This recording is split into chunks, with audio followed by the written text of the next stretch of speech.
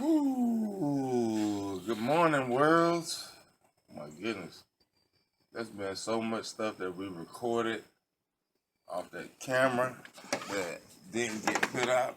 That camera had me so frustrated because there was so much good material that needed to be put out. We had enough material to put out for at least a week on that camera. That camera had messed up, but it's okay. Um, I don't know what we recapped on the one video that we were able to put out, but from the last real video that we did to now, it's we've gotten so much work done that it even amazes me. We started with the beds in the front over here. We got those almost ready. They're almost ready. You can look at my boots and see how hard we've been working. My wife has been working more so on the inside, and I've been working outside. Now on the other house, we gotta go back over there. We're gonna be over there until Friday. So half the day has been spent working over here. Half the day has been spent working over there because we gotta have it cleaned out before Friday. We'll show you at the end of the day what all we got cleaned. By the end of the day today, all the rooms in the living room should be done. But we got the bathrooms and the master bedroom done yesterday. Experience doing this? Yeah, it is. It is hard work. It's very hard work, but it's rewarding work. Uh, I got the compost pile going hot and heavy. Yesterday, I got it almost leveled out yesterday with the ground, but years and years and years, people, I don't know, even Glenn or before them burning in the same spot, and that hump was so high off the ground that, it was probably about 2 feet high off the ground, and I want to dig the hole 3 feet deep. And man, it's pretty wide, and I've already taken so many trips down there to dump soil. But we got the equipment we need. That's the one thing I say when you're on the road to becoming wealthy. We're not concerned with being rich, because if you're rich, you're gonna be poor. You're one step away from being poor. But we want to be wealthy, and on our road to wealth, we're very broke because the little finances that we do have or that we did have, uh, we have to invest that in ourselves. So you know that just makes it where we don't have money, but we don't have money, but we have everything we need. We have food, we have the equipment that we can work with, and we got the land. So it's okay to be broke. Um, it's people out there. I know that they're concerned with starting their own business or whatever they want to do. My advice would be if there's something you want to do in life, start it part time. Everybody can't just jump into something the way that we're jumping into it. Everybody can't. Everybody doesn't have that luxury to be able to do that. Everybody can't jump head first into their passions. It's just not possible. You know, but everybody can take part time and whatever they're interested in and do that part time. You gotta find as a person here on earth, you gotta find your purpose. And once you find your purpose, then you'll understand, you know, heaven, heaven and hell a little bit more. You could see what heaven and hell is a little bit closer instead of waiting till you die to find a heaven or a hell. as a religion doctrines will teach you, you know, that you're supposed to wait until you die to find heaven. No, I don't agree with that. I don't agree that you should wait until you die to find a heaven. I feel like, how you gonna find a heaven when you die and you spent your whole life living in hell? That doesn't make any sense. You know, a lot of stuff like that with religious doctrines don't make sense. There's something wrong with that, where it wants you to live in hell your whole time here on earth, but then you're gonna find heaven when you die. No, I think that if you want to find heaven, you need to start looking for it right now while you're alive. Because if you can't find any heaven while you're alive, how you gonna expect to find a heaven when you die? You're just gonna keep repeating the same hell you lived through when you were alive.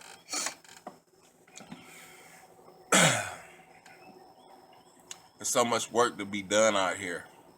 Yesterday they came through and marked the gas lines out here, which took up a little chunk of where we our work area that we have to work with. But it's okay. It's not very much. It's not gonna affect the amount of workspace we have too much. But it does suck that even that little portion we can't use. You know, we were hoping we could use the whole yard, but we can't use exactly the whole yard. But the gas lines took up a small portion of the yard, which is okay. I still don't want to turn this very front patch into the farm. I want to leave this front patch grass, but the front patch might have to even go, and that'll be determined once we lay down all the food, which we're not too much further away from laying down our first seeds, which will probably be this weekend. My wife said it's raining Friday, so tomorrow will probably be when we get our first piece of patch tilled up, just so that the seeds can get some rain as soon as they go into the ground. But we got a large a patch back there that we want to grow blueberries on. Man, one video that I hate that we didn't get to put out because of that sucky camera was, I did a video on cleaning and gutting fish and making fish fertilizer, and it was and making fish compost. That was a good video. I hate that it didn't get put out because it was very informative, and it was something that people could have used to enhance their lives, you know. But what? Oh, you gonna sneeze? Okay. Sneeze. Nah. Every night, Sister Gina has been turning on the fan after I turn it down, so I don't wake up with a dry throat and mucus everywhere. Afterwards, Sister Gina grabs the remote and turns the fan up on us while we're asleep. And we both wake up sick as a dog every day since we've been here because she does that. And now I've gotten to the point where I'm a little fed up with it. And I just told her, stop doing that. Because she does it every night. I turn it down every night. Then when I lay my head down, she turns it up every night. And I just got to the point where I'm fed up with it. But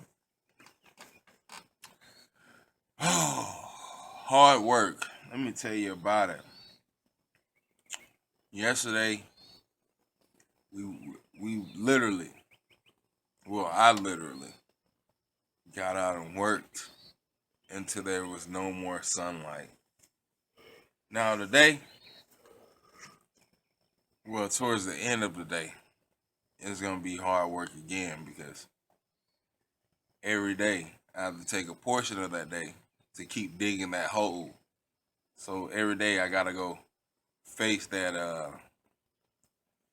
little challenge. But where I'm going to dump where I go and dump it at, down on our property, at the edge of our property, it's a straight downhill shot. You gotta go downhill pretty deep down there in the gully area to dump this old burnt out soil. But uh, because it's so far down there, that wagon likes to it gets a life of its own and likes to try to pull me down there. But I won't let it. But going down there, having to let the wagon go down in reverse, and then pulling it, and then getting bogged in the swamp down there, and then pulling it back up here. You know, you do that 5 or 6 times, and your legs start to feel like bricks. But it has to be done, and that's the best spot to dump the soil at, the old burned up soil and wood chips and stuff like that, because it's flooded down there, and it's at a very low point on the land, and it's I can dig all day till I get the Middle Earth, and it wouldn't be enough to level the ground down there, but it is enough to where it's not in certain spots where I dumped out the big loads. It's not so swampy down there anymore. But it's gonna continue to be swampy. Eventually, that soil will get. Today, when I go back down there, that soil probably done got all the moisture put in it and done turned part of the swamp system. And that's okay, cause it's all work, man. It's all work. I'm very happy with this with the decision we made to start a farm. Now, doing the actual work for it, it is hard work. It's not easy work, and we haven't even started tilling the ground. We've just been getting ready, and we still don't have all the boxes filled up. We still have to fill them up some more, but it's gonna be like it's not gonna be a thing where we're gonna have time this year to have fresh compost in there. But next year, yeah, after everything finished growing and the food is done and we can't grow anymore because of the season, that fertilizer that compost should be ready. I mean, I think it takes about for you to have good quality compost takes 6 months, but that's just something you gotta wake on. But one advantage that we have over, let's say, a smaller urban farm, like we have a small rural farm compared to a small urban farm. A small urban farm, you don't have any material in your yard. There's no extra material in your yard. Out here, we're able to save costs and have good material at the same time because there's material all over the place. As a matter of fact, in the back on the outside of the dog fence, there's already compost out there. It's already compost just from years of leaves not being raked up and then new leaves falling on top of it and then the old leaves breaking down and decomposing. And that's gonna be good stuff to go ahead and haul out into my compost pile to start the compost. So I'm happy about that. Plus we got a big mound of dirt. I don't think it's not nutrient rich dirt, but it is dirt all the same. So it's gonna be good to mix in there with that compost to help it along the way. Won't much of I'm not gonna mix too much of it in there because it's not nutrient rich. It's nutrient deficient, and I don't need too much nutrient deficient soil because there's plenty of nutrient deficient soil throughout the yard. Now, the electric company did not come, and they didn't come mark the lines for our electricity. So 811 was called. So if we hit an electrical line, please believe they're coming to fix it for free, because they didn't come mark off in our yard with flags where those lines were at. So is it our fault if a line gets struck? No, we'll just call the electric company and say, hey, one of those lines got cut. And when they show up, we say, hey, you see those markers over there that the gas company came and put down? We call 811 for you guys to come do the same. You didn't. So that's no fault to us if anything happens with that. Not much more to talk about. I think, man, I had a good video too that I hated got deleted. I had a video about veterans and mental health. I had a video about that we had that I'll do over again. All the videos that we didn't put out because that camera sucked, at some point we'll come back to them.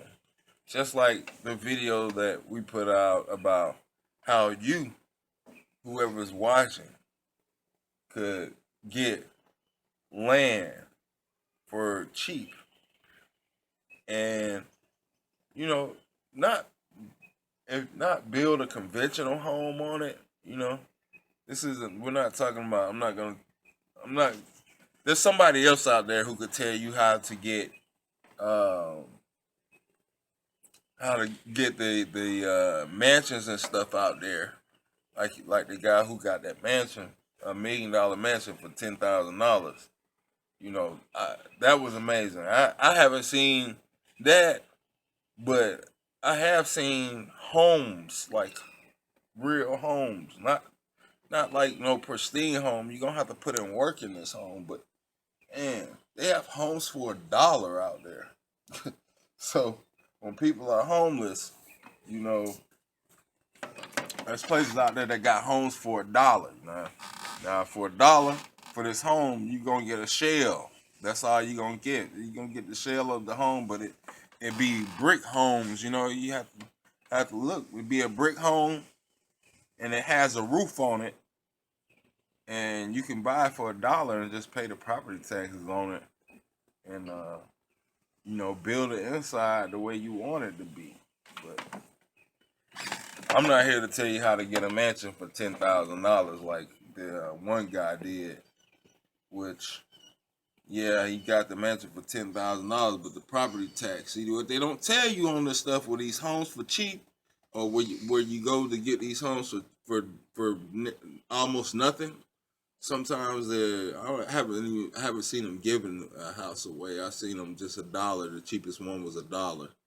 But when you go get these homes for cheap, you know, the one thing is there'll be property taxes for a mile long, and before you can clear the title, if you doing any work in the house or anything like that, like, and you want to fix it to sell it and get the retail value or whatever up out of it, you know, before you have to pay up to 6 years of property taxes on the spot. Now, you can get the house for $1, and you can live in it. You can live in it, and you can just start picking up where the taxes left off for that year that you lived in it. But you won't be able to sell it. It's unsellable until you pay like 6 years worth of back property taxes, which could be as high as $10,000 you got to pay up front before you can even sell it. And then you might have to invest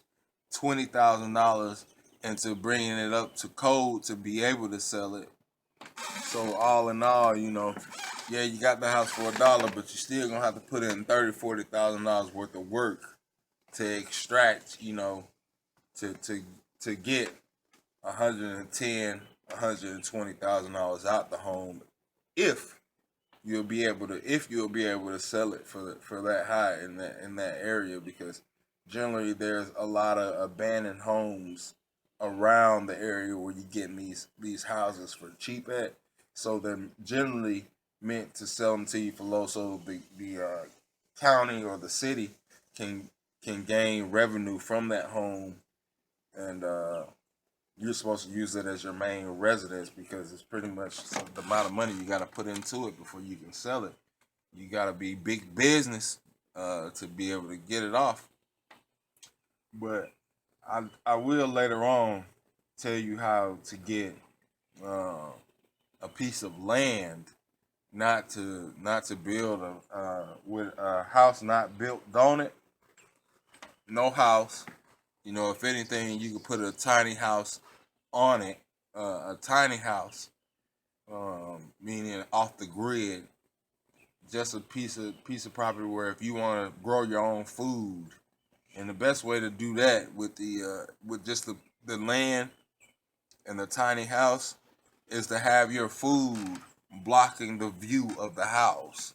So if it's not permitted for you to be able to put a tiny house in your area, what you're gonna want to do is put the body of the tiny house out there and don't move into it until your food, whether they be your fruit trees or whatever, blocks the view of the tiny house from the road, and then you'll be straight. You know. Well, my wife is saying I spent too much time on this video in the background. I don't know how long the video is. I'm just happy that we could do a entry in the morning again. It's been so long. More so, I'm gonna be happy when we actually get to it and we get to working hard, and we can stop and do another entry, and we can get back to vlogging on the regular again. That will be the good thing, because I did miss doing my vlog entries, and there was so much stuff going on. And if you don't get it right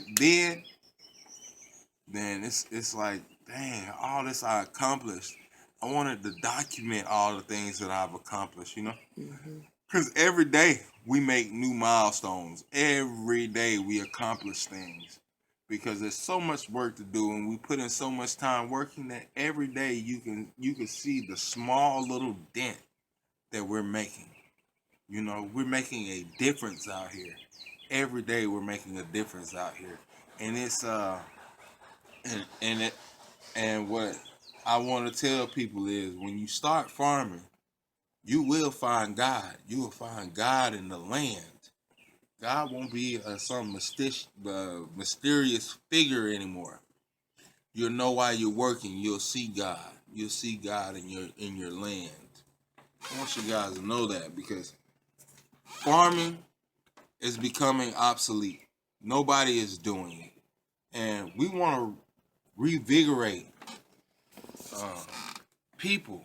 We want to revigorate people and get people looking at this and looking at this lifestyle, because this lifestyle is amazing. It's amazing. You feel like you're accomplishing something every day. You feel good about yourself. You get raw exercise. I mean, and then you just feel like you accomplished. You can look every day and see what you accomplished. You don't need anybody when you farming.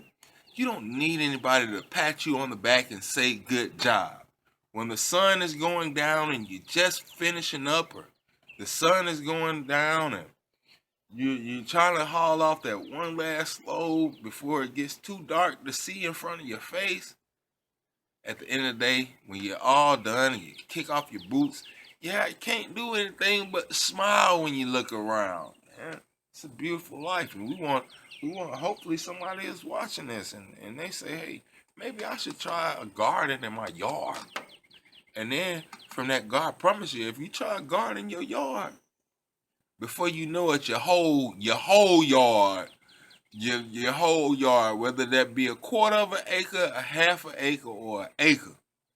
If you start, before you know it, the whole yard will be a farm.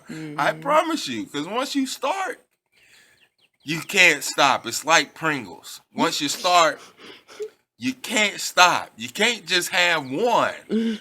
It's like Pokemon. You want to catch them all. For real. I think we got some Brussels sprouts. We've been eating Brussels sprouts lately, and I gotta tell you that when you do them Brussels sprouts right and you mix it with your food in there, It tastes them good. Brussels sprouts be good, boy. Them Brussels sprouts be good. You gotta try you some Brussels sprouts. They look like little small balls of cabbage. Mm-hmm. They do. It's like having a little individual ball of cabbage. Yeah, And it has a very strong green taste. it does. But once you mix some seasoning, which last time we had a Sister Gina didn't season it, she said, season it yourself. I ain't say it like that. All I said was And she that called me the N-word. I did not. You I said, don't. season it yourself, N-word. I don't use the N word. That's what she said. She said, season it yourself, N-word. No, I didn't. Don't believe him. And then she did her head like this. No, I didn't. I was like, dang, girl, you having a seizure or something? Do it yourself, N-word. All right, guys, we cold. We're out of here.